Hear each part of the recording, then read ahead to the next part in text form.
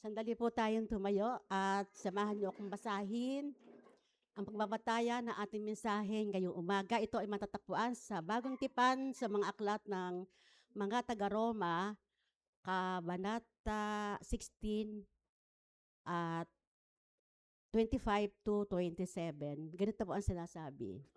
At ngayon, sa Kanya na makapangyarihan na sa inyo'y makapagpapatibay, ayon sa aking ebanghelyo at sa pamangaral ni Hesukristo, ayon sa pahayag ng hiwaga na natago sa katahimikan ng panahong walang hanggan. Datapot na hayag na ngayon at sa pamamagitan ng mga kasulatan ng mga propeta, ayon sa ipinag-utos ng Diyos na walang hanggan, ay ipinakilala sa lahat ng mga bansa upang magtatalima sa pananampalataya sa isang Diyos na marunong sa pamamagitan ni Hesukristo na sumasa Kanya ang kaluwalhatian magpakailanman siya nawa. Basbasa nawa ng Panginoon ang pagkabasa ng Kanyang mga salita. Ang lahat po ay makakaupo na.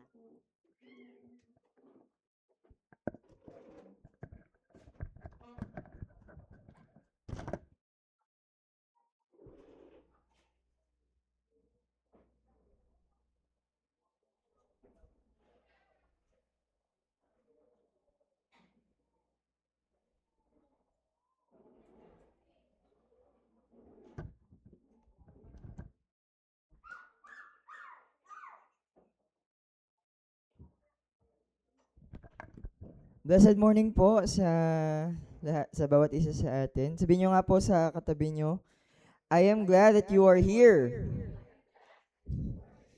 And God is glad we are here. We are here. Amen. So, praise God at nandito tayo ngayon magkakasama at handa na unahin si Lord at makinig ng kanyang salita. So, hindi ko na po pahahabain. The warning for the believers. So, recently, ito yung parang ini-impress sa akin ni Lord sa mga news, sa mga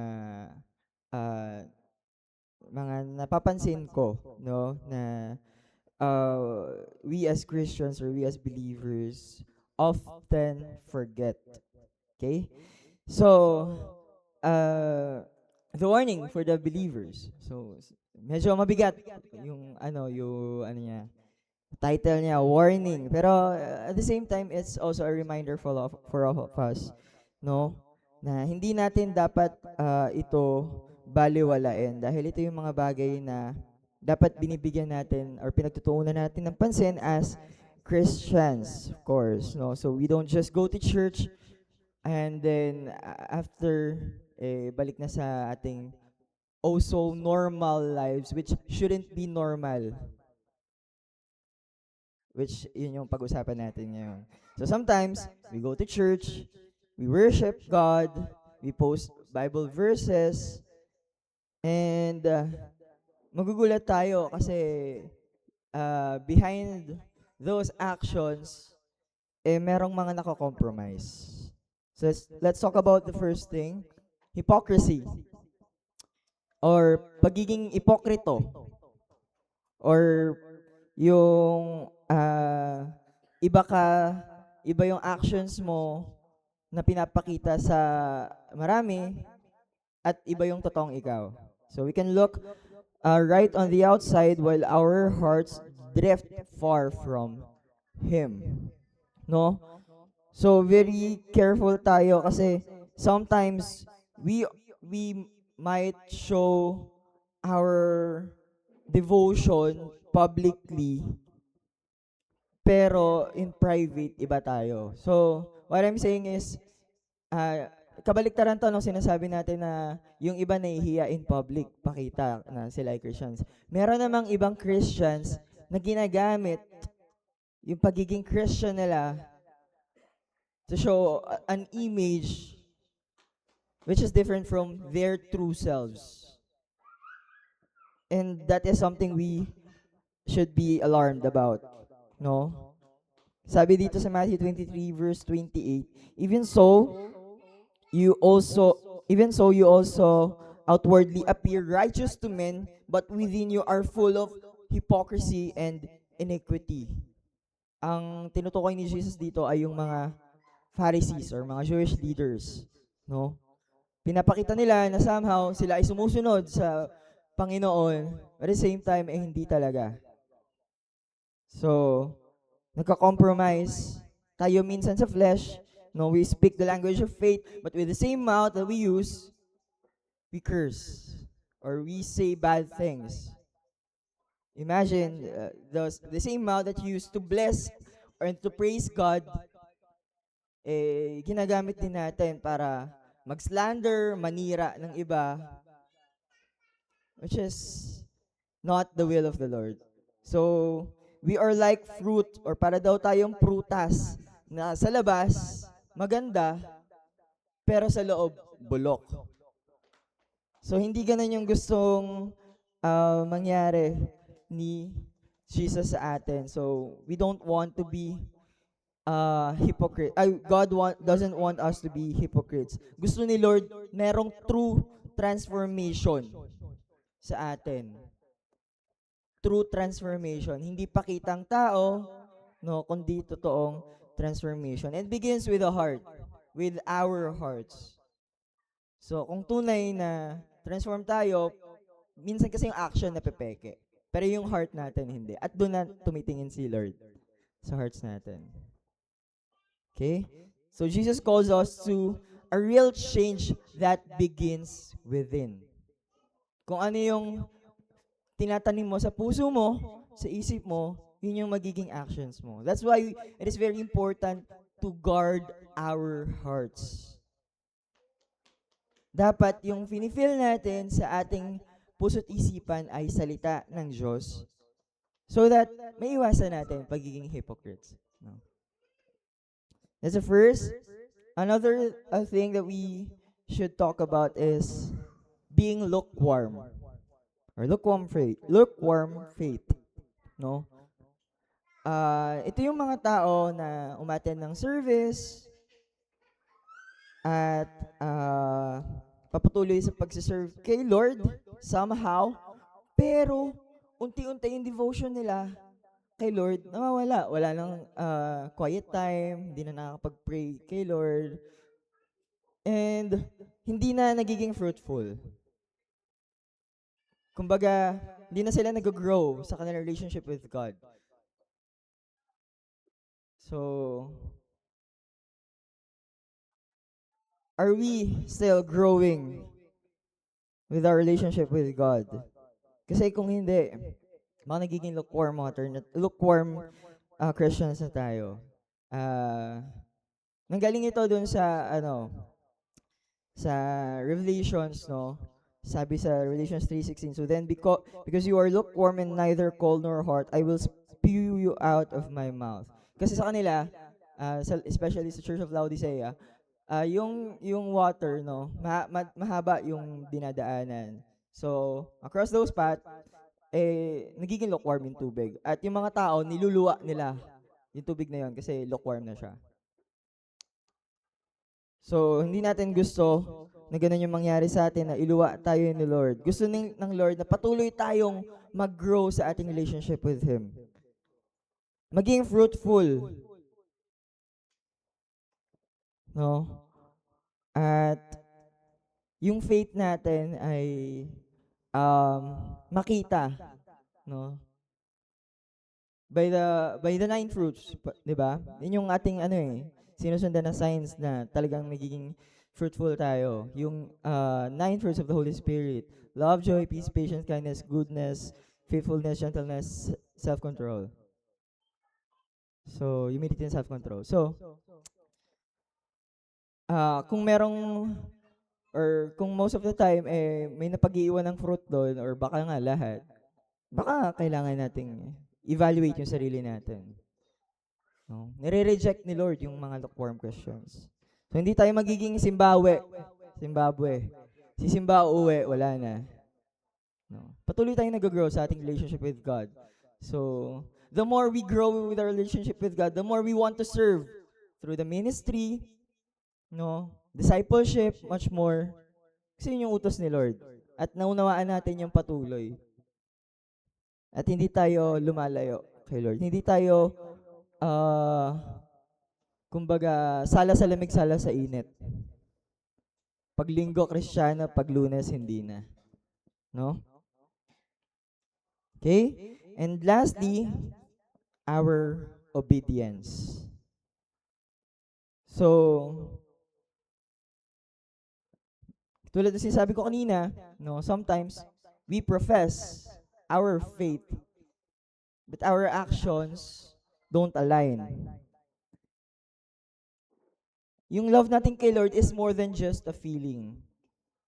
No. Hindi yung kapag feel mo lang very emotional ka, Lord, thank you so much, naiiyak ako, ganito, ganyan. Tapos mamaya magkakasala ka ulit. It's not about liking yung mga ano bang style ng worship natin ngayon. Ano siya, parang filled with the Holy Spirit ako kasi yung worship kanina, very ganito, ganyan, dynamic, whatsoever. Yung preacher, ang galing niya mag-preach kasi ganito, ganyan. Pero hindi naman tayo sumusunod kay Lord. Puro lang tayo emotion. It's more than just words, di ba? Sabi ni Lord sa John chapter 14 verse 15, if you love me, you will keep my commandments. You will obey my commandments. Kaya nga sabi ni Lord dun, di ba, sa Great Commission, teach them to obey everything that I have commanded you. To obey, di ba?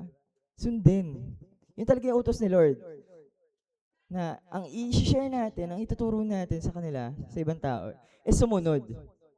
Kasama tayo dun sa susunod. No? You cannot give what you do not have. If hindi nila nakikita na sumusunod ka, paano sila susunod? So it is very important na tayo yung unang sumunod. Okay? So, loving God means we keep His word. Real love is shown through what we do. Kung anong ginagawa natin. Yung mga ginagawa ba natin align sa kalooban ng Panginoon? Or not? Yung mga decisions ba natin, according ba ito sa, or tinanong ba natin si Lord, Lord, is this your will? Kalooban mo ba na gawin ko ito? If not, then Lord, help me. Realign me. No? And day by day, we become more like Christ. Or yung Christ-likeness na tinatawag. So, that's our goal. No? Maging Christ-like. Hindi lamang tayo professing Christians na sa words lamang magaling, no? We obey God. So, the invitation is, you are not defined by your past. Kung dati, ganito ka, isa ka sa mga nandito sa nabanggit ko, it is not yet too late para magbago. Every day is a new day para tayo ay baguhin ni Lord. Magpabago tayo. No?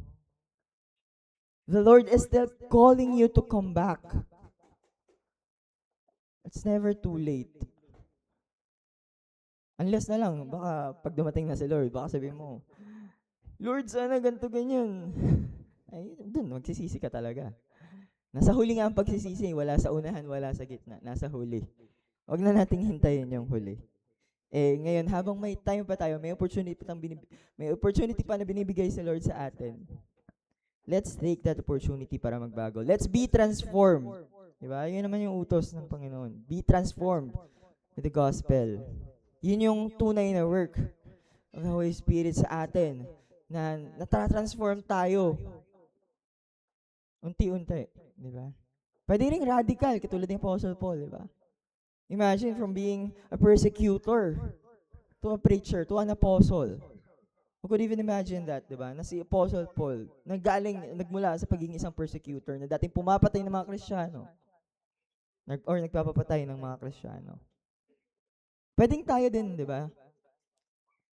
dati, feeling na, or baka feeling natin, we do not deserve to be called Christians, to be holy. Sometimes we feel that kasi nga, feeling natin makasalanan tayo. Yun yung recently yung mga naririnig ko sa mga kabataan as I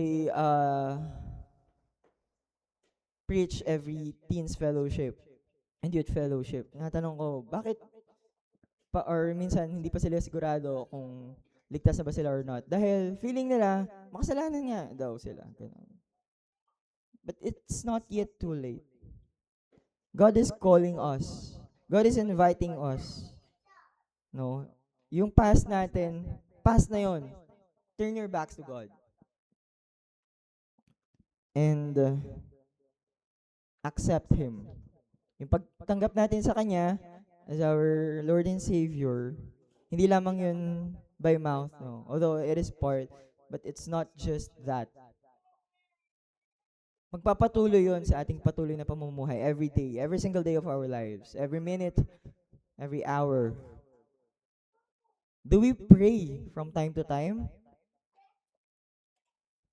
Do we call God in times of need lang? Diba? Si Lord ba yung nag-glorify sa ating buhay? Si Lord ba yung napapapurihan sa ating buhay? So, let's evaluate ourselves and magbalik loob tayo kay Lord. So, tigilan natin yung mga compromises. Kahit yung mga small things na sinasabi natin na okay lang, maliit na bagay lang yan, hindi naman yan kasalanan. Minsan yung compromises na yun would lead us to sin. Okay lang, hindi naman yun kasalanan kasi sabi naman sa Bible, ganito ganyan. But if that will lead you to sin, ba't ka magka-compromise? We do not compromise. Okay? So to God be the glory po.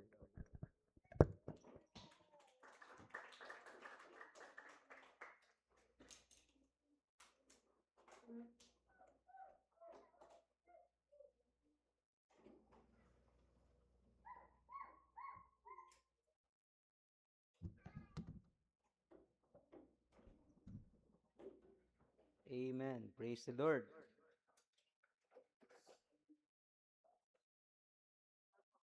God is good. And all the time, God is good. Kahit na tayo ay may mga problema sa buhay, ang Diyos ay mabuti. Amen po? Amen. Palapakan natin ang Panginoon po.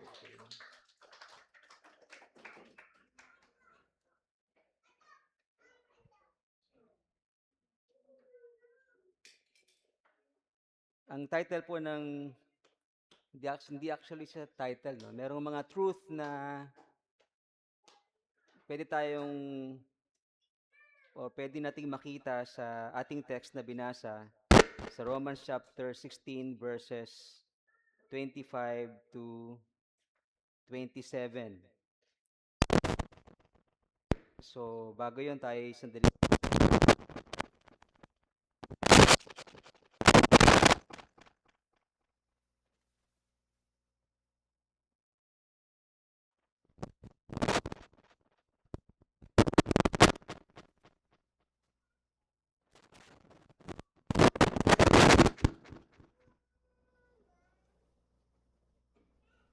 Heavenly Father, we thank you so much for this time and opportunity that you have given us once again to honor your name and uh, to worship you in spirit and in truth.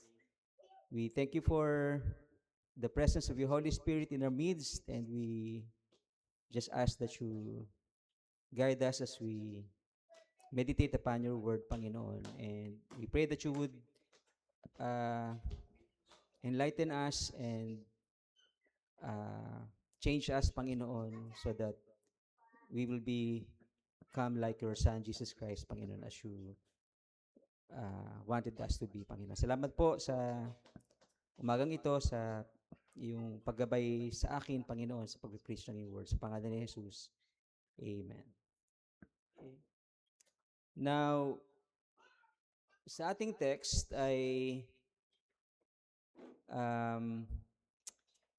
it's interesting na itong verse natin ay isang word lang sa Greek. No? Isang word lang siya sa Greek. Pero sa translation natin, makita natin, or sa translation ng ESV, isang word ba siya? Yes, isang word kasi puro kama lang siya, di ba? Pero sa ibang translation, makita mo may period na binreakdown nila yung um, text na ito. So parang sobrang haba, no? Na parang hindi mo pwedeng hindi basahin or i-preach ng kompleto sapagkat ito isang sentence na binigay ng Diyos sa isipan ni Apostle Paul. Ayon sa ilang mga Bible scholars, ito ay sinulat mismo ni Apostle Paul. Okay. Bagamat si Tertius ang kanyang secretary or scribe, tagasulat, ay meron din siyang isinulat ng sarili niyang kamay at ito yung last part ng kanyang letter sa believers in Rome. Ito po ay isang typical benediction or doxology, no? Para i-conclude ni Apostle Paul at ang ibang mga Bible writers ang kanilang sinulat. Okay?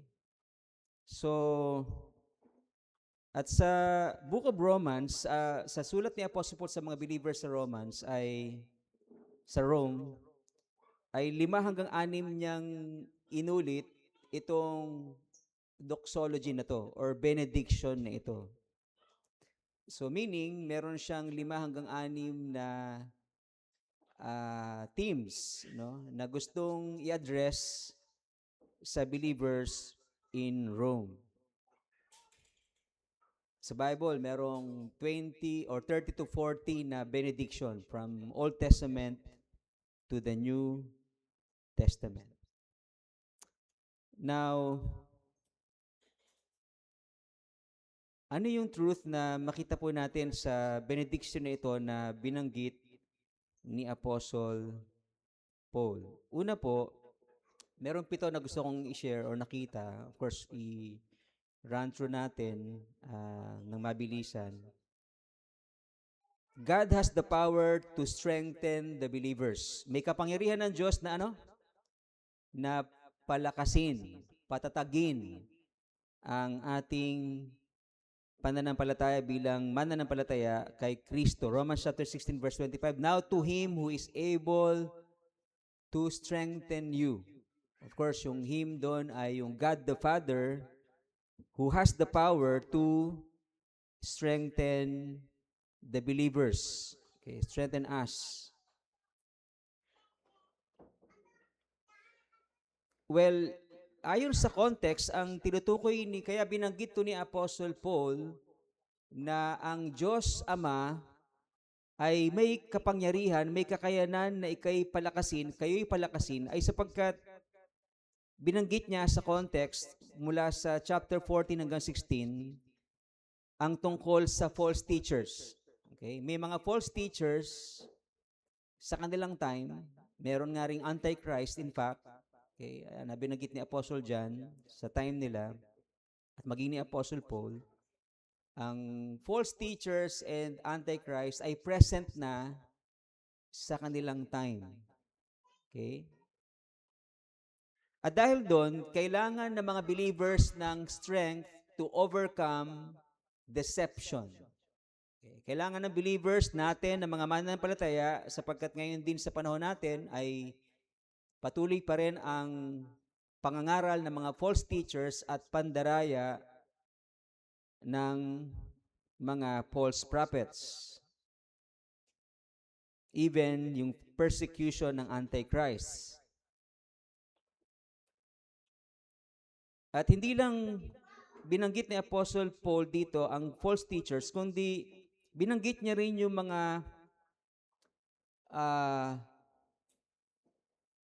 mga workers, di ba sa kanyang postscript sa last week nating message, binanggit ni Apostle Paul ilang mga kamanggagawa niya. In other words, dahil may mga kamanggagawa sa iglesia, ay kailangan din natin ng strength from God. Kasi maraming mga church workers ang gusto nang sumuko, di ba? Dahil sa hirap ng paglilingkod sa Panginoon. Kaya kailangan ng mga workers ng strength from God. Hindi lang ito kailangan ng workers, kundi tayo sa ating buhay, meron tayong iba't ibang mga pagsubok na kinakaharap na kailangan natin ng strength from God. Amen po? Di ba? Tanungin mo yung katabi mo, ano ba ang problema mo? Sabihin mo, ikaw, hindi pala ikaw. Ako yung problema. Yan. Hindi, minsan naman talaga, di ba, nagiging kakaroon tayo ng problema sa isa't isa. At doon natin kailangan, hindi lang ng strength, no, kundi ng love, di ba, ng forgiveness, ng encouragement sa isa't isa na magpatuloy tayo sa Panginoon. Mamaya, bibigyan natin ng diin to sa bandang huli. Ikaw ba, kailangan mo ba ng kalakasan mula sa Panginoon? Nangihina ka ba? Napapagod ka ba? Ano yung mga bagay sa buhay mo na palagay mo kailangan mong ng kalakasan mula sa Panginoon? Sa Isaiah 40 verse 31. Sabi ron, di ba may kanta nito? Those who wait upon the Lord shall renew their strength. No? Sila ay tatakbo, sila ay lilipad na parang may pakpak ng agila. Di ba? Sila ay tatakbo na hindi mapapagod at sila ay lalakad ng hindi babagsak. Wow. Di ba? Kapag tayo ay naghintay sa Panginoon, ano yung ibig sabihin ng paghihintay? Ang word na ginamit dyan ay kaubaw. Kaubaw. Buti na lang yung mga Greek scholars ay tinutulungan tayong i-pronounce. Kaubaw. Ano ibig sabihin ng kaubaw? Ang ibig sabihin ng kaubaw ay to bind together. Ang root word na pinanggalingan niya, or ang word na pinanggalingan niya ay to bind together or to expect. Kaya naandun yung hope, di ba? Na ikaw ay sa sarili mo ay kailangan mo ng isang makapangyarihang Diyos para ikapit mo ang sarili mo at umasa sa Kanya. Yun yung waiting dun sa Isaiah chapter 40 verse 31. Pag tayo ay kumapit sa Diyos, tayo ay lalakas. Di ba? So, kailangan natin na lumapit sa Panginoon every time that we are down. We need strength from God because He is the source of our strength. He is the source of our joy and peace. Okay? Ang context nitong Isaiah chapter 40 verse 31 ay tungkol ito dun sa mga Israelita na sila ay captive saan? Alam niyo 'yon? Pag Isaiah, saan 'yon? Sa Babylon. Ito yung panahon na ang Diyos ay sumobra na ang galit. Timindi na ang galit sa mga Israelites dahil sa kanilang pagsuway sa covenant nila sa Diyos. Samantalang ang Diyos ay faithful sa kanyang covenant sa Israelites, ang Israelites ay unfaithful. Sabi ng Diyos sa kanila, huwag kayong sasamba sa ibang Diyos, sumasamba sila sa ibang Diyos dahil sa compromise. Right? So sila ay naging captive sa Babylon at you can just imagine kung kasama tayo halimbawa ron sa captivity sa Babylon, talagang durog na durog ang puso mo. Talagang down na down ka sapagkat tayong lahat ay alipin sa isang bansa na hindi kumikilala sa Diyos at kailanman ay pwede nila tayong saktan or patayin. So, sa panahong ito na sila ay captive sa Babylon, ay umaasa sila sa Panginoon. Tanging sa Panginoon lang sila, sa Panginoon Diyos lang sila umaasa. At ang sabi ng Propeta Isaiah sa kanila, kung kayo'y maghihintay sa Panginoon. Ang ibig sabihin ng paghihintay, kung kayo'y kakapit sa Panginoon, kung kayo ay aasa sa Kanya, bibigyan niya kayo ng panibagong lakas, panibagong sigla. At kayo'y lilipad na parang agila at kayo'y tatakbo ng hindi napapagod at kayo'y lalakad na hindi babagsak. Amen po? Okay? Kaya kung tayo ay merong dinadanas na pagsubok, and I'm sure meron sapagkat or magkakaiba lang ang ating mga dinadaan ng pagsubok pero lahat tayo ay meron. Amen po? Di ba? So we need God's strength. At ang text natin ay nagtuturo na God has the power to strengthen us. Kaya meron tayong pwedeng lapitan. Okay, of course, minsan napufrustrate tayo kapag lumalapit tayo sa ating mga kapatid, sa ating mga kaibigan, sapagkat hindi nila nami-meet yung ating mga needs. Okay lang yun. Huwag na tayong magalit sa kanila, huwag tayong magtampo, di ba? Kasi makakasira lang yun ng relasyon. Sapagkat meron tayong Diyos na maaasahan. Amen po? Meron tayong Diyos na yung word na vow, di ba?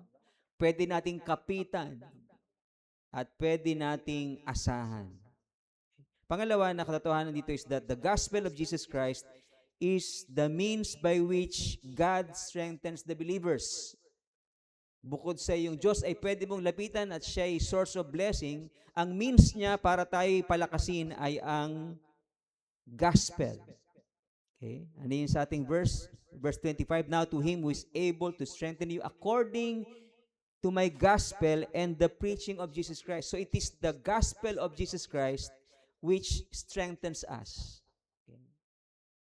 Hindi talaga yung kaibigan mo ang magpapalakas sa iyo, hindi talaga yung negosyo mo ang magsasalba sa iyo sa kahirapan, hindi talaga yung sino mang tao ang makakatulong sa iyo, bagamat may tutulong sila, pero kung sila itutulong, ang tulong na yun ay dapat manggaling sa Diyos, sapagkat ang Diyos ang pinagmumulan ng ating kalakasan at yung gospel niya na pinipreach. Of course, napansin natin ako kung nanonotice nyo, nasabi ni Apostle Paul, aking gospel, my gospel. Sa kanya lang ba yun?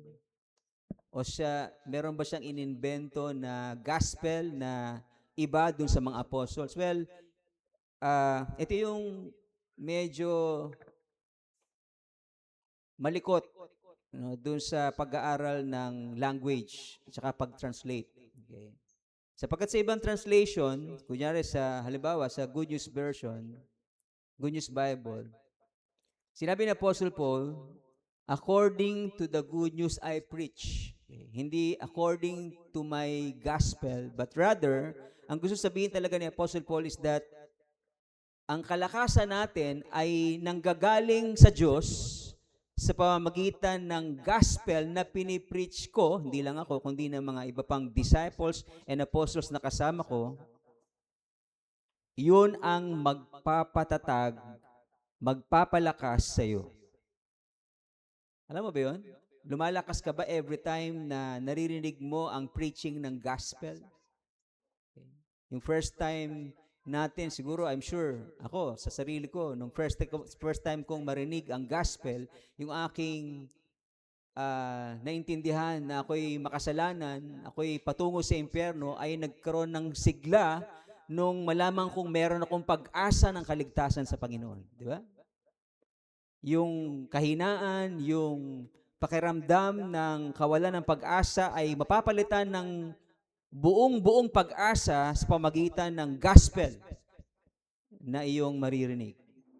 Okay. Of course, merong ibang mga part ng gospel na marirebuke tayo, di ba? Makasalanan ka. Well, para yon magising tayo sa katotohanan na tayo umasa sa Diyos ng kapatawaran at doon tayo lalakas. Doon tayo sisigla. Okay? Alam mo bang ikay makasalanan? Inaamin mo bang ikay makasalanan? Ha? Inaamin mo ba? Okay. At sa oras na aminin mo yon at humingi ka ng tawad sa Panginoon, ang Diyos ay papatawarin ka at doon ka magkakaroon ng sigla, ng kalakasan sa pananampalataya.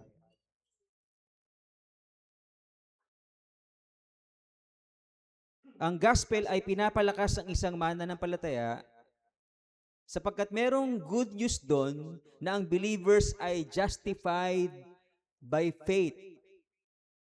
Hello? Tayo pong lahat bilang isang makasalanan. Parang gusto ko sana sabihin, dating makasalanan, nagkakasala pa rin tayo. Dating punong-puno ng kasalanan, pero ngayon ay nababawasan na yung kasalanan, pagkakasala. Di ba? Kaya nga sabi nila, Christians are not sinless. Kasi nagkakasala pa rin. We are but sinning less. Diba? Christians who are sinning lesser and lesser sapagkat tinatransform tayo ng Panginoon.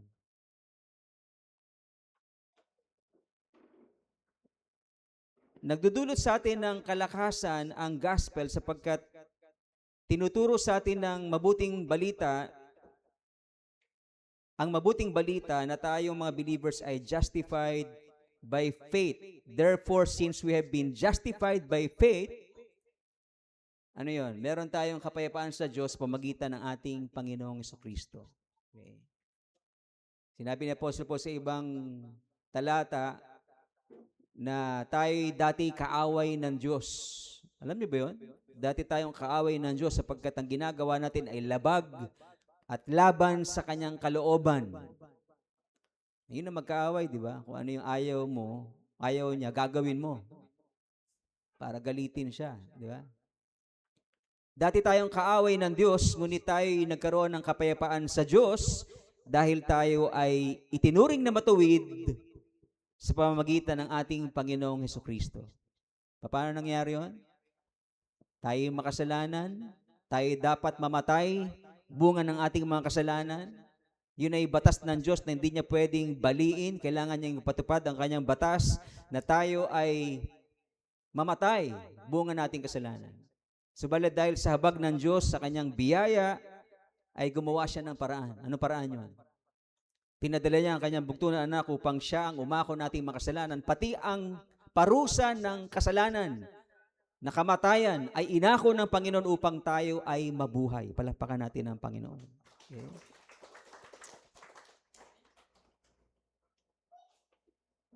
Tayo ay nakakasumpong ng kalakasan sa gospel sapagkat merong mabuting balita na tayo ay elect ng Diyos.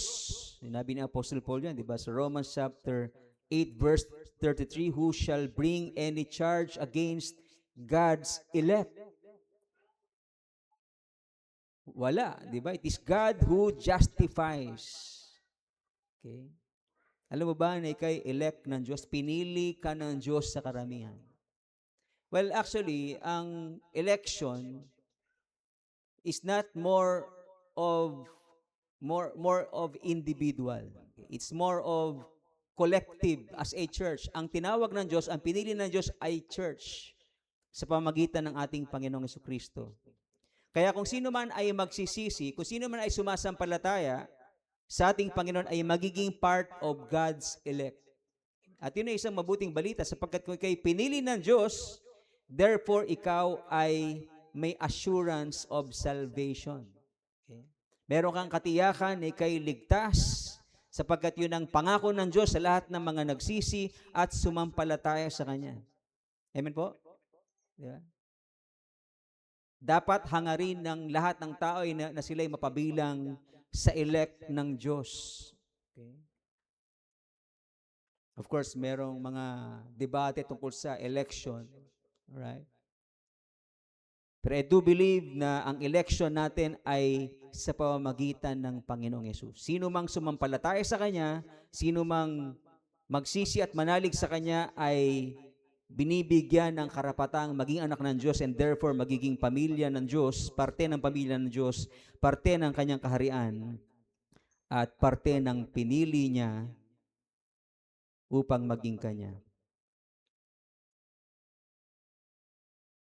Meron ding kalakasan na maidudulot sa atin ng gospel sapagkat ito ay may dalang mabuting balita na tayo ay victorious in Christ. The God of peace will soon crush Satan under our feet. That's an assurance that we are victorious in Christ. Amen po?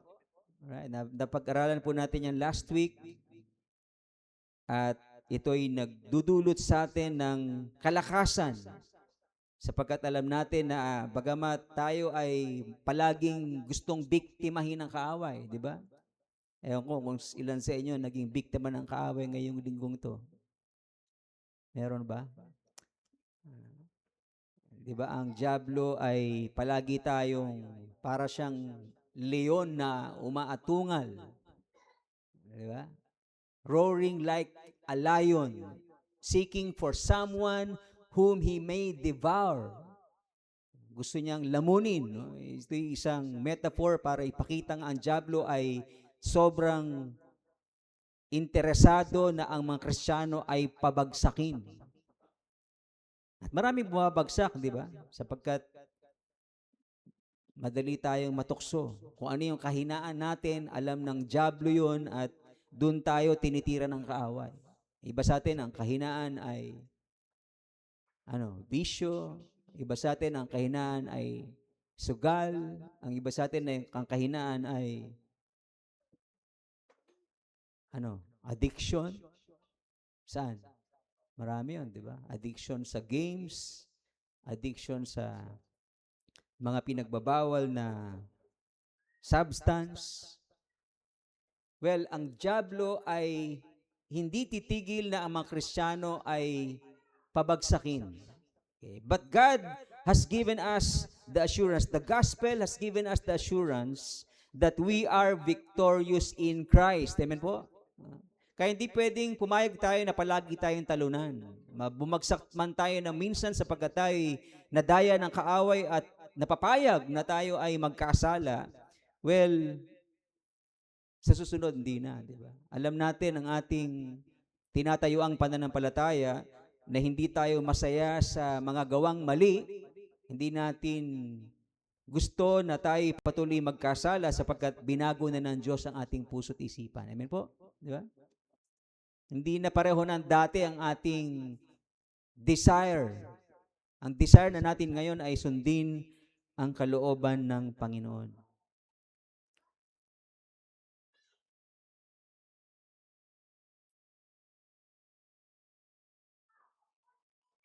Philippians 4:13. Ano sabi doon? I press on toward the goal for the prize of the upward call of God in Christ Jesus. Si Apostle Paul, kahit maraming pagkakataon na ang diablo ay gusto siyang pigilan sa kanyang paglilingkod sa Panginoon, gusto siyang tapusin sapagkat siya'y ginagamit ng Panginoon mightily sa pag-preach ng gospel.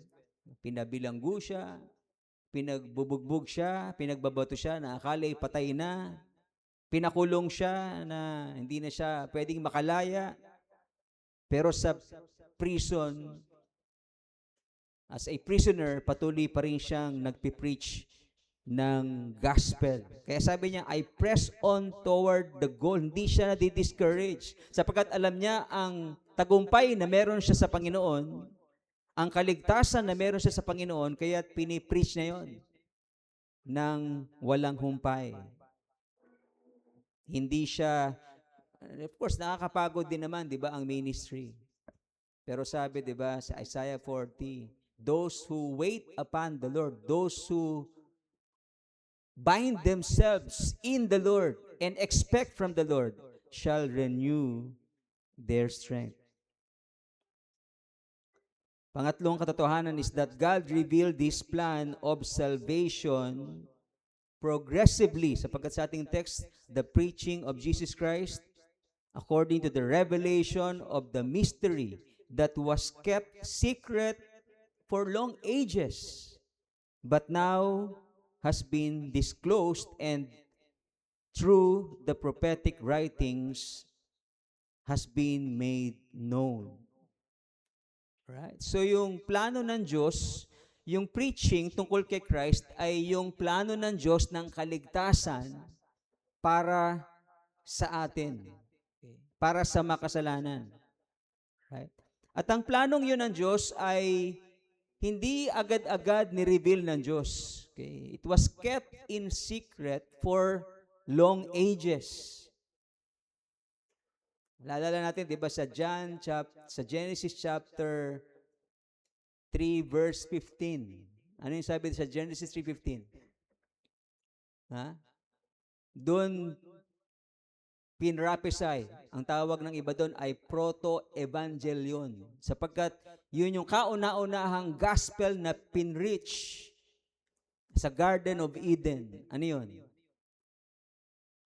Ha? I will put enmity between you and him, di ba? Yung ahas, tutuklawin yung binhi, ay yung binhi ng babae. Okay? At yun namang binhi ng babae ay dudurugin ng ulo ni Satanas. Okay? That was the first gospel ever preached. Pero hindi pa alam ni Eva at saka ni Adan kung ano ibig sabihin nun, di ba? Hindi agad na-reveal sa kanila yon until such time yung Genesis chapter 3 verse 15 ay na-fulfill sa John 3:16. Di ba? 3:15 na-fulfill sa 3:16. Ano yung sabi sa John 3:16? For God so loved the world that He gave His only begotten Son, that whoever believes in Him, sabihin niyo ako, shall not perish but have everlasting life. Doon sa krus ng Kalbaryo ay inako ng Panginoon na ating mga kasalanan, siya'y namatay para sa atin, at doon niya dinurog ang ulo ni Satanas na walang ibang plano kundi tayo patayin. Sapagkat doon sa krus ay binigyan tayo ng Diyos ng buhay na walang hanggan, katiyakan ng buhay na walang hanggan sa pamagitan ng ating pananampalataya sa Kanya. Palakpakan natin ng Panginoon. Okay. Ito ring gospel na to was kept secret from the Gentiles for long ages, sapagkat yung mga Hudyo ay parang naging exclusive sila na isang group of society na hindi nila pinipreach yung gospel sa mga Gentiles. So marami mga Hentil ang unaware sa gospel, bagamat inutusan ng Diyos ang Israelites na sila'y maging light to the nations, meaning gusto ng Diyos na i-proclaim nila ang truth sa kanila, sa ibang tao, upang sila'y maging bahagi ng kanyang covenant relationship. Hindi ginawa yun ng mga Israelita. So the gospel, the truth, was kept in secret for long ages among the Gentiles. Pero finally, pagdating ni Kristo, na-reveal din sa kanila. Kaya tayo, parte tayo ng mga Gentiles na nakarating sa atin ang gospel, at naintindihan natin na bagamat tayo makasalanan, sa biyaya ng Diyos ay nagkaroon tayo ng pag-asa ng kapatawaran at buhay na walang hanggan sa pamagitan ng ating Panginoong Hesukristo. So yun po yung gospel na in-reveal ng Diyos progressively in time at naging malinaw sa atin ngayon na ang mabuting balitang yon ay walang iba kundi si Jesus, na sa Kanya ay merong pag-asa ng kapatawaran at buhay na walang hanggan. Malinaw na ba sa iyo ang gospel? Okay. Ako, pinanganak ako na very religious yung aming father. Sa bahay namin, lagi kaming merong novena. 6 a.m., 6 p.m., meron kaming novena. Pero hindi ko lubos na naintindihan ang gospel until I was 16 years of age. Doon sa pinapasukan kong paaralan sa FEU, sa tapat noon, merong isang church na nag-preach sa akin ang gospel, at doon ko naintindihan na ako'y makasalanan at may parusa ng kamatayan dahil sa aking kasalanan. Sapagkat yung sabi ng Romans chapter 6 verse 23, di ba? The wages of sin is what? Death. But the gift of God is eternal life in Christ Jesus. Yun ang good news. Kaya yung good news ay may parte na pinipreach yung bad news, that we are sinners and are heading to hell, para ma-emphasize na merong good news na bagamat tayo patungo sa pahamakan, merong pag-asa ng kapatawaran at buhay na walang hanggan sa pamagitan ng ating Panginoong Hesukristo. Palapakan natin ang Panginoon. Okay.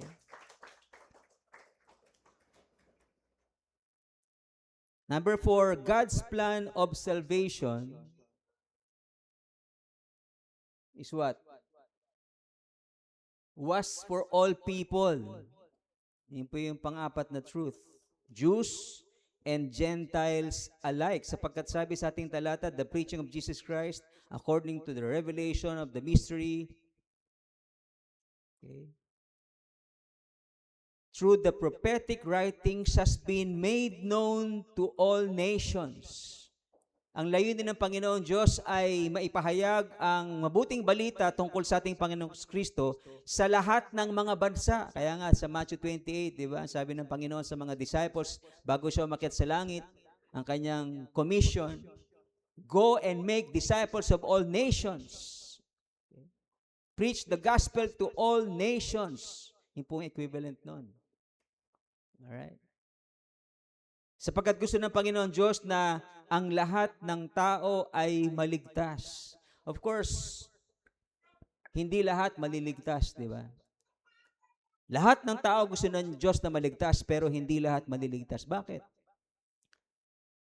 Sapagkat mas pinipili ng iba na sila'y hindi magsisi, hindi sumampalataya, sapagkat natatakot silang baka pag sila'y nagsisi, baka pag sila'y sumampalataya ay hindi nila na magagawa yung mga kasalanang ginagawa nila na gusto nilang gawin sapagkat merong pleasure doon sa sin. Hello? Natindihan niyo ba na yun?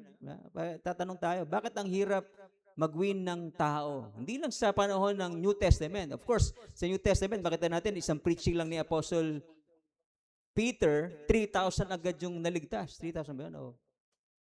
Ha? 3,000 agad. Ngayon, 3,000 na preaching, isa lang ang maliligtas. Yeah. Pero, kahit gaanong kahirap mag-preach, di ba? Kahit gaanong karaming preaching, pag ang tao ay ayaw magsisi, hindi siya magsisisi. Pag ang tao ayaw sumampalataya, iba sa sinasabi nila, sumasampalataya sila. Pero ang totoong pananampalataya ay may kalakip na pagsisisi. In fact, magsisimula tayo sa ating pananampalataya sa pagsisisi. Di ba? Ang totoong nagsisi ay hindi na binabalikan yung dating kasalanang kanyang ginagawa. Hindi na natin babalikan yung masamang bisyo. Binabalikan mo ba yan? Hindi na natin binabalikan yung sugal, o anumang masasamang gawain na hindi kalooban ng Panginoon sapagkat ang totoong ligtas ay binabago ng Panginoon. At ang plano ng Diyos ay lahat ng tao ay maligtas. Pati yung kaaway mo, may kaaway ka ngayon, di ba? Or hindi ka panatagan ng loob. Meron ganun, di ba, tayo sa buhay. Kahit sila ay mahal ng Diyos at nais ng Diyos maligtas. Kaya, sabi nila, pagka ayaw mong kausapin yung kaalitan mo, kasi di ba may pride tayo, di ba? Pagka meron tayong nakaaway, ayaw na nating pansinin. Iniiwasan na natin. Pag gano'n ang ugali mo, sabi nila, ang gagawin ng Diyos sa langit, yun ang katabi mo sa kwarto. Gusto mo ba yun? Kaya ngayon pa lang, makipagbati ka na para pag doon kayo sa langit na, di masaya kayo lalo, di ba? Okay. Sa 2 Peter chapter 3 verse 9, ano sabi ron?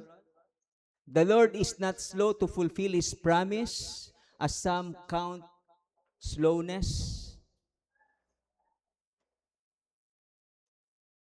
but is patient toward you, not wishing that any should perish. Ito yung mahirap sagutin ng mga Calvinist. Okay. Sapagkat ang Calvinist naniniwala na may pinili ang Diyos sa kaligtasan, may pinili din ang Diyos sa kapahamakan. Hindi ka pa pinapanganak, pinili ka na sa kapahamakan. Hirap, no? Parang nakakatakot at saka hindi ko makita ang Diyos na mahabagin doon sa ganong teaching, di ba? Hindi ko makita yung Diyos na makatarungan doon sa katuroan na pinili niya na ang isang tao sa kapahamakan bago pa siya ipanganak. Wala kang choice. Ganon yung teaching ng, especially ng mga hyper-Calvinist. Okay? Meron mga moderate Calvinist, no? Medyo iniiwasan na lang yung mga ganon. Pero merong hyper-Calvinist na ganon ng teaching. Okay? Sapagkat ang Diyos daw ay sovereign.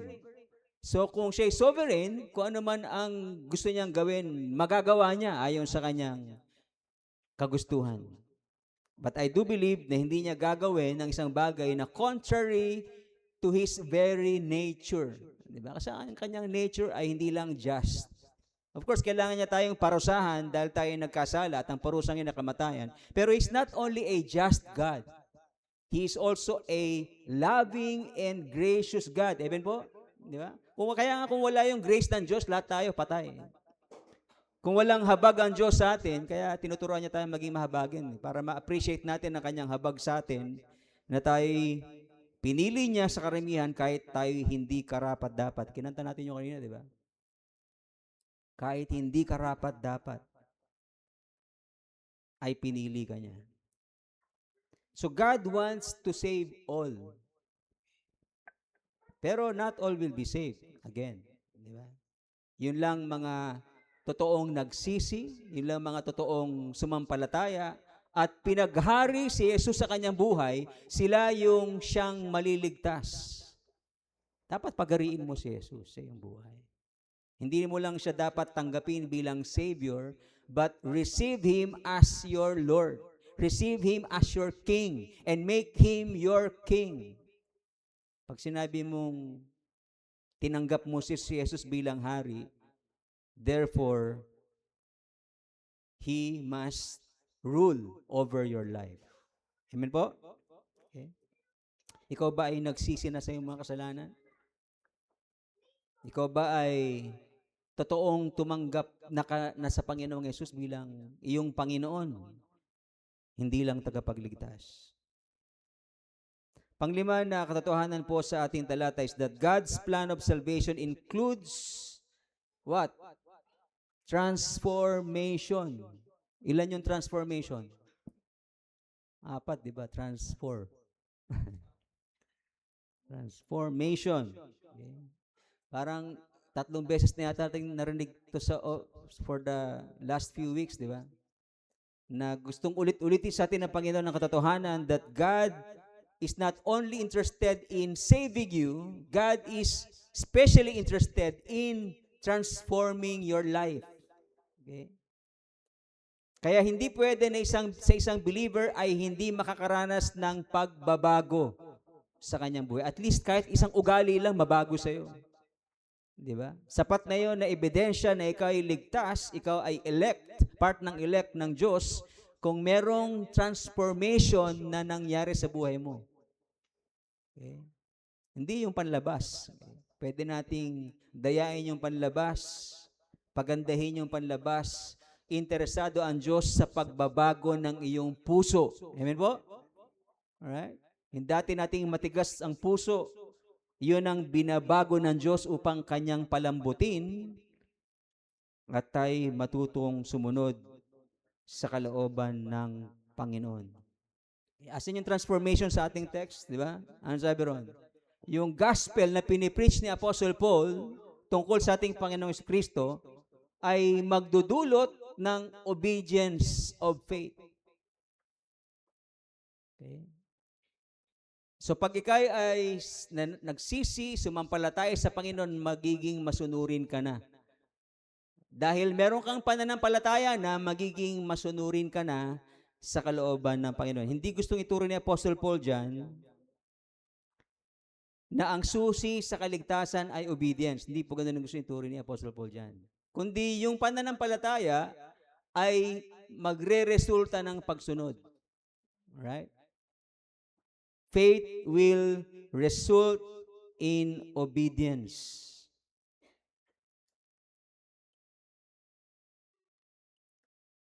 Inulit-ulit yun ni Apostle Paul sa kanyang sinulat, Romans 5:1, therefore, since we have been justified by faith. Okay? Malinaw na tinuturo ng mga apostles, hindi lang si Apostle Paul, kundi lahat ng mga apostles ay pinipreach ang gospel, at ang gospel na yon ay justification by faith. Ikaw ay tinuring na matuwid sa harapan ng Diyos, hindi dahil sa iyong kabutihan, sapagkat tayo lahat ay makasalanan at walang ginawang mabuti. Ang ating ginawang mabuti ay mistulang basahan sa harapan ng Diyos. Okay? Ikaw ay naligtas, tinuring na matuwid dahil sa pananampalataya. Okay, malino po na teaching yon. Pananampalataya sa ating Panginoon. Ephesians 2:8-10. Ano yung sabi? Alam nyo, dapat memorize ito yung verse na ito eh. No, ako'y kabataan, ito yung isa sa mga memorized kong verse. Ephesians 2:8-10. Okay? For it is by grace that you have been saved through what? Faith. Hindi ito mula sa ating sarili, hindi ito mula sa ating mga gawa, kaya walang dapat ipagmalaki ang tao. Hindi natin pwedeng ipagmalaki na ako'y ligtas sapagkat ako'y gumagawa ng mabuti, yung sinasabi ni Apostle Paul, or sumusunod sa batas ni Moses, sapagkat sabi ni James, isa lang ang mabigo ka doon sa batas ng Diyos ay nabigo mo ng lahat. Okay?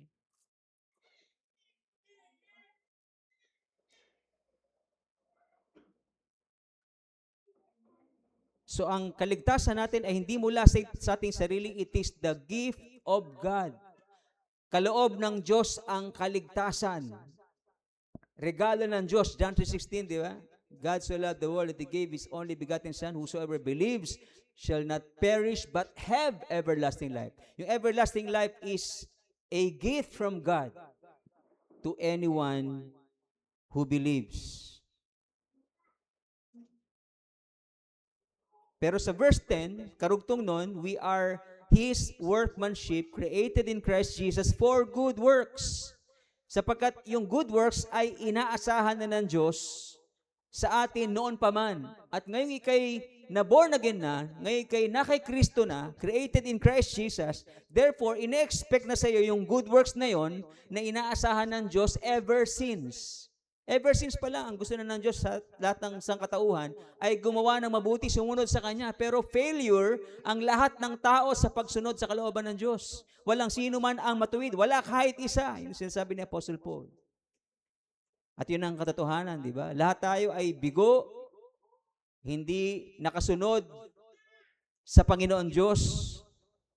At dahil doon tayo ay mamamatay, bunga ng ating mga kasalanan. Hindi nakakita ang Diyos ng sino mang matuwid except for His Son, Jesus Christ.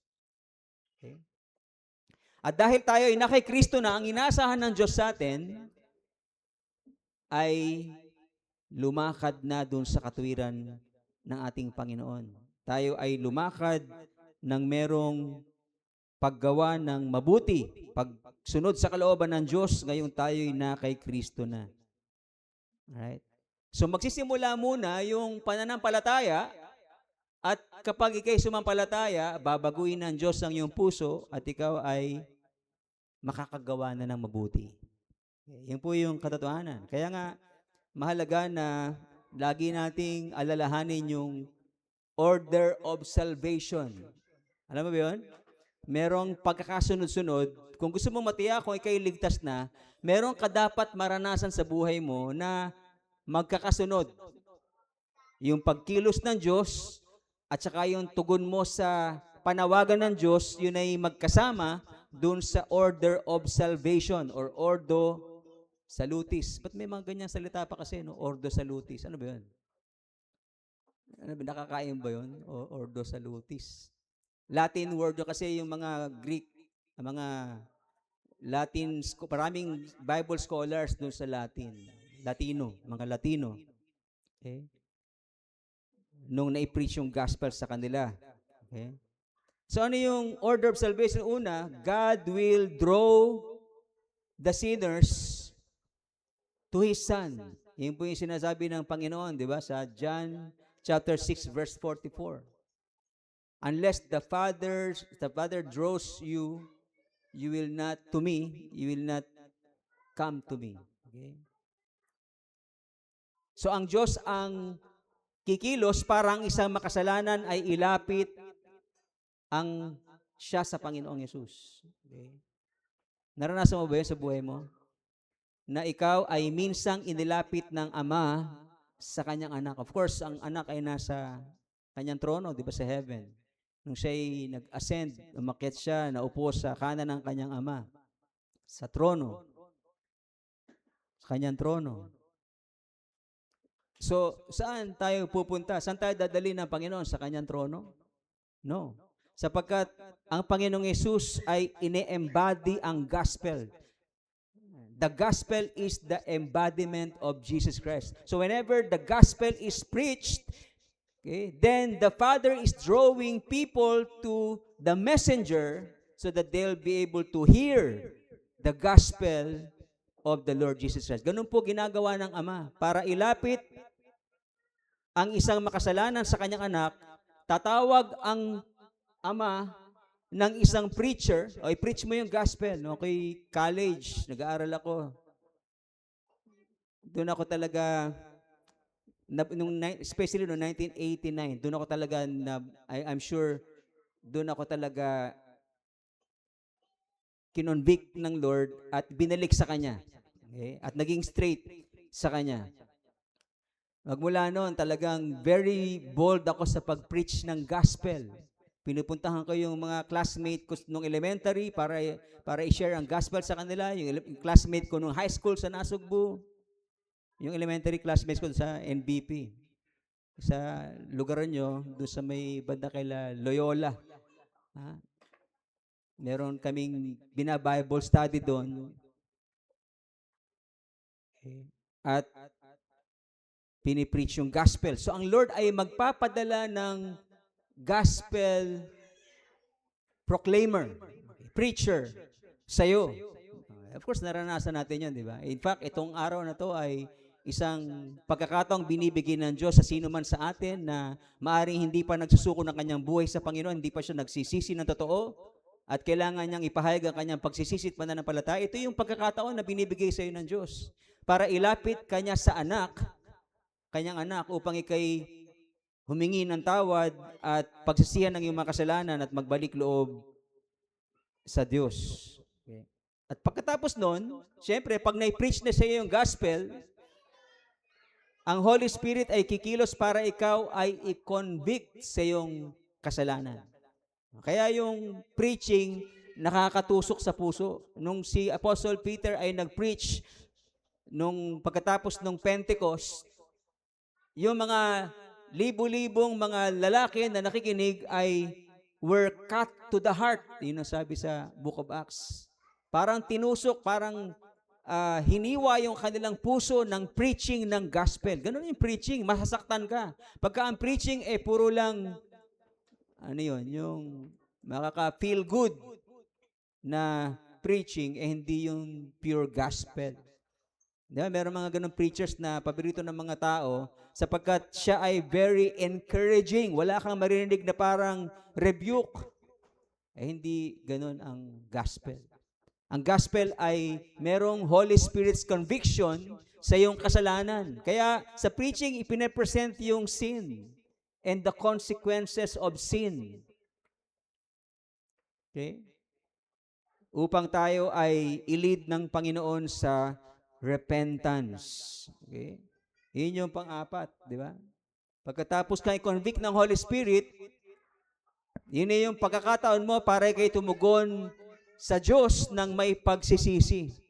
Hihingi ka ng tawad sa iyong makasalanan at tatanggapin si Jesus bilang yung Panginoon tagapagligtas. At ang Diyos naman sa kanyang parte ay papatawarin ka Alright? At ikaw ay pagkakalooban ng karapatang maging anak ng Diyos at ipapanganak sa kanyang pamilya. At ang Espiritu ng Diyos ay kikilos sa buhay mo upang ikaw ay turuang sumunod. Yun po yung sinasabi sa Ezekiel 36 and Philippians 2:13.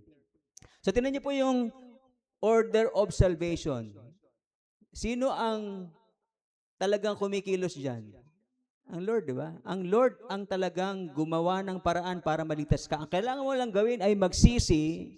Ang kailangan mo lang gawin ay manalig sa kanyang anak upang maranasan mo ang kapatawaran at ang pag-asa ng buhay na walang hanggan. Number 6, God is the only one who is wise. Yan sabi sa ating verse, to the only wise God.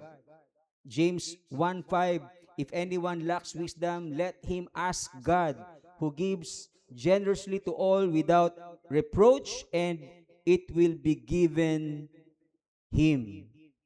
Okay. Ang Diyos ay punong-puno ng karunungan. Kung kulang ka ng karunungan, humiling ka lang sa Kanya. Kulang ka ng karunungan sa negosyo, manalangin ka. Kulang ka ng karunungan sa iyong pag-aaral, manalangin ka sa Diyos, humingi ka ng wisdom, tapos mag-aral ka. Habang nag-aaral ka, papansin mo, kumikilos ang Diyos para pagkalooban ka ng karunungan. Okay. Number 7, God is the only one who is to be glorified. Romans 16:27, the only wise God, be glory forevermore. Okay, alam natin, di ba, na pag tayo gagawa ng mabuti, sa Matthew 5:16, let your light shine before men. How do we let our light shine? By doing good works. Sapagkat sabi rin sa Matthew 5:16, let your light shine before men so that they may see your good works. Pagka tayo ay gumagawa ng mabuti sa bawat isa, nagbibigayan tayo, nagtutulungan tayo, yun yung nagliliwanag tayo, doon tayo nagliliwanag. Pagka tayo nag-aaway-away, nagtatalo-talo, doon tayo nagdidilim. Okay. At pag tayo lumiliwanag, dahil tayo gumagawa ng mabuti sa isa't isa, sa ating komunidad, sa ating kapwa, then the Lord will be glorified. They may glorify your God who is in heaven. Okay? So lahat ng ginagawa natin, all the glory belongs to God. Gusto ko lang bigyan pansin dito yung nababanggit natin minsan, di ba? Sa prayer. Madalas na nababanggit na rin ko sa mga prayers, we give you back all the glory and honor. Sabi ng teacher ko doon sa seminary, si Pastor Gambuta, sabi niya, bakit ko ibabalik sa kanya? Hindi ko naman kinukuha yun. Diba? We give you back all the glory. So, siguro may kailangan itama doon ng konti na hindi natin kailangan ibalik sa Kanya kasi di naman natin inaagaw yon, di ba? All the glory belongs to God. Hello? Hindi natin? Wala tayong sinosoli kasi wala tayong kinukuha na glory, kundi lahat ng glory ay sa Diyos Ama at sa Diyos Anak. Number 8, Jesus Christ being one with the Father in Godhead shares wisdom and glory with Him. To the only wise God be glory forevermore through Jesus Christ. Amen. Alam natin na ang Diyos Ama at Diyos Anak ay iisa in Godhead. Okay? Yung oneness, iisa sila na person. Okay? Ayun yung teaching ng oneness na hindi natin ini-espouse. Okay? Ang sa atin at sa Bible, sila iisa pero distinct in person. One in Godhead but distinct in person. So, Jesus Christ share with the Father itong wisdom, shares with the Father itong wisdom and glory. Kaya sabi ng Panginoon sa kanyang prayer sa John 17:1, Father, the hour has come, glorify your Son, that the Son may glorify you. Kita natin yung mystery doon, no, na bagamat ang Diyos ay iisa, pero yung anak ay gino-glorify ang Ama, at ang Ama ay gino-glorify ang anak. They share in one Godhead and the glory that they deserve. In closing, Romans 6:25, balikan natin yung to Him who is able to strengthen you. Okay. At ang sabi sa Isaiah 40:31, they who wait upon the Lord shall renew their strength. Kailangan mo ba ng lakas mula sa Diyos? Ikaw ba ay nangihina? Ikaw ba ay nanlulupaypay? Gusto mo na bang sumuko sa pagsubok na yung kinakaharap? Well, paano tayo makakasumpong ng kalakasan sa Diyos? Meron lang dalawa na gusto kong i-share sa inyo at iwan sa inyo. Ito yung ating take home. First, yung nakita natin sa Isaiah 40:31 na word na kawva. Okay, kawva. Ano yung meron sa word na kawva? Yung those who wait upon the Lord, keep yourself closer to Him. If you are down-hearted, you are broke, ikaw ay nangihina, ikaw ay baka sumuko na sa iyong pananampalataya, how do you find strength from God? Keep yourself closer to Him. Di ba yung word na kauvaw ay merong galing sa root word na to bind together. So, kumapit ka lang sa Diyos, kapatid. Okay? Sapagkat nariyan ang Panginoon sa iyo upang ikay samahan. Hindi ka niya iiwan, hindi ka niya pababayaan. Yan ay promise siya sa Israelites. At generally speaking, ito'y totoo rin sa atin bilang mga believers. No? Hindi niya tayo iiwan, hindi niya tayo pababayaan. Kaya sabi sa James 4:8, draw near to God and He will draw near to you. Kaya lang naman tayo napapalayo sa Diyos. Hindi yung Diyos ang lumalayo sa atin, tayo ang lumalayo sa Kanya. Pag meron tayong ginagawang masama, we chose to separate ourselves from God. Pero ngayong Kristiyano tayo, mahirap gawin yun sapagkat ang Holy Spirit ay nasa atin na. Kaya pag tayo gumagawa ng kasalanan, kasama natin yung Holy Spirit, that why He is grieved. Di ba? Do not grieve the Holy Spirit, yun sabi ni Apostle Paul. And whenever we commit sin, whether it be in public or in private, ikaw lang mag-isa, nagtatago ka sa tatay mo, nagtatago ka sa pastor mo, nakikita ka ng Diyos. At nag-grieve ang Holy Spirit every time you commit sin. Romans 8:31, what then shall we say to these things? If God is for us, who can be against us? So keep yourself closer to God. Nangihina ka, lapit ka lang sa Kanya. Kapit ka lang sa Kanya. Sapagkat kapag kasama natin siya, walang sino man ang laban sa atin. Psalm 118 verse 6, the Lord is on my side, I will not fear. What can man do to me? Okay. May mga humahabol ba sa'yo, natatakot ka? Siguro marami kang utang. Tinatakbuhan mo o tinataguan mo o hindi mo man tinataguan pero pagod na pagod ka na. Well, kapit lang sa Diyos. Kauvaw. Okay. Bind yourself together with God sapagkat pag siya ang kasama mo, may solusyon sa problema mo. Amen po? Palapakan natin ang Panginoon. Okay. Pangalawa is pray and expect something from Him sapagkat yung word na kauvaw ay merong shed of meaning ng expectation. Okay. So, umasa tayo, manalangin tayo sa Panginoon, umasa sa Kanya na meron siyang kasagutan sa lahat ng ating problema. Hebrews 11:6, and without faith, it is impossible to please God. For whoever would draw near to God must believe that He exists and that He rewards those who seek Him. So, merong kasagutan, merong ibibigay ang Diyos na something sa atin dun sa mga inaasahan natin sa Kanya sa panalangin. Kaya pag may problema ka, syempre matatakot ka, manlulupaypay ka, pero kapit lang sa Diyos. Manalangin ka sa Kanya, tumawag ka sa Kanya sapagkat kapag meron kang pananampalataya sa Kanya, ang pinapangako ng Scripture, He will reward those who seek Him. Okay. Kaya pag may problema, lalo kang lalapit sa church, wag kang lalayo. May iba, lumalayo sa church. Okay. Kaya napapalayo sila sa Panginoon. Okay. Meron tayong mga kapatiran na talagang na mamroblema sa buhay to the point na pati yung Sunday nakakalimutan na. Dahil sa hirap ng buhay. But the Word of God is telling us, vow. Okay. Let's bind ourselves together with God. Let's us expect that God is going to work out His ways on our favor. Amen po? Let's all stand up and let's continue to meditate upon God's Word for us this morning.